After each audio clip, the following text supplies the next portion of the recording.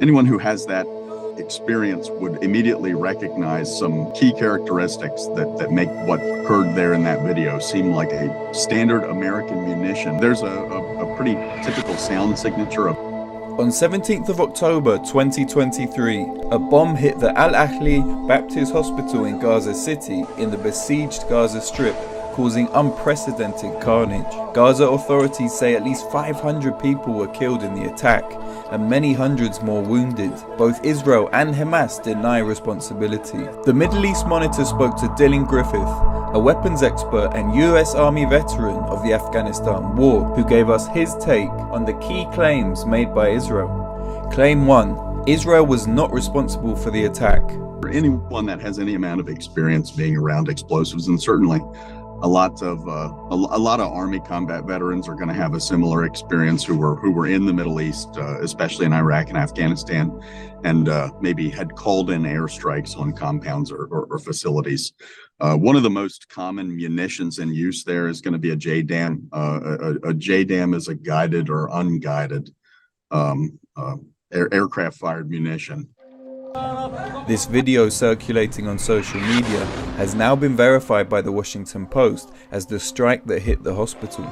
Anyone who has that experience would immediately recognize some key characteristics that make what occurred there in that video seem like a JDAM.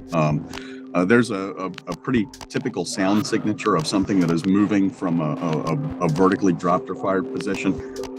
Someone had posted a video contrasting the two of a compound in Afghanistan being struck by a 1,000-pound JDAM, I think, and then this video.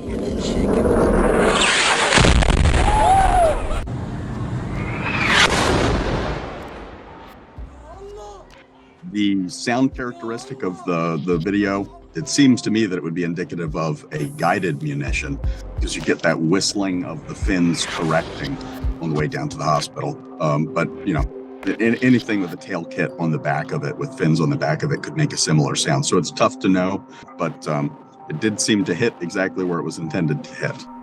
Claim 2. The rocket came from Hamas or Islamic Jihad. Hamas uses rockets up to the 400 kilogram mark, which is very large, but those are more rare. The typical rocket that Hamas would be firing would be in the 5 to 25 kilogram mark, which is vastly less explosive than you would have seen even in that video, even at night with as much light as there was. Wow. The Israeli government said it was an Islamic Jihad rocket, so I showed Dylan a video being circulated by pro-Israel groups on social media. So yeah, these are R-23 rockets, and with all rockets, a lot of the sound that a rocket is going to produce is going to be at the time that it is launched. Rockets are not a thing that burn the whole way to their target, so there's not a lot of screaming and expenditure of fuel as a rocket comes in. So usually a rocket coming in, there might be the sound of some air moving, but there is not a large expenditure of fuel. You don't typically get what you would with like a guided bomb or something. It's usually a quieter process as a rocket comes in, maybe just a little bit of sound. Certainly not what you would see in the video that is being passed around as the impact on the hospital. Claim 3.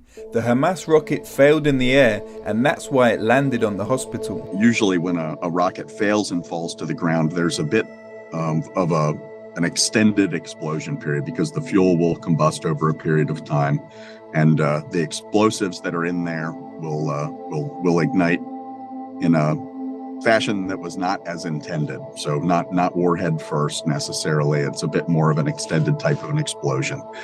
So it definitely does not seem like it would be a failed Hamas rocket attack.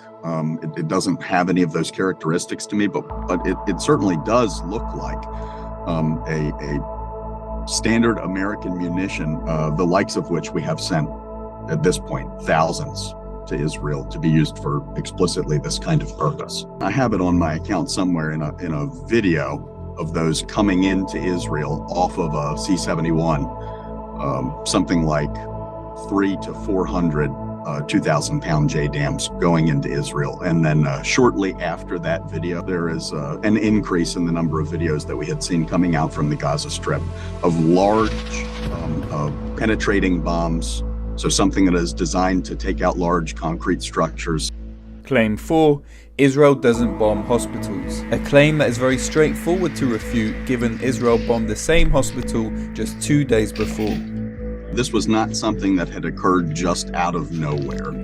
The previous day, the people in that hospital had been warned by the IDF that the hospital was going to be struck. So it certainly was a plan, and it was an explicit plan. It does seem to me the IDF maybe had intended to strike this hospital, had hoped that people would have evacuated out of it before that had occurred, and when they did not, and they struck it anyway, immediately went into damage control mode. That's what it looks like to me.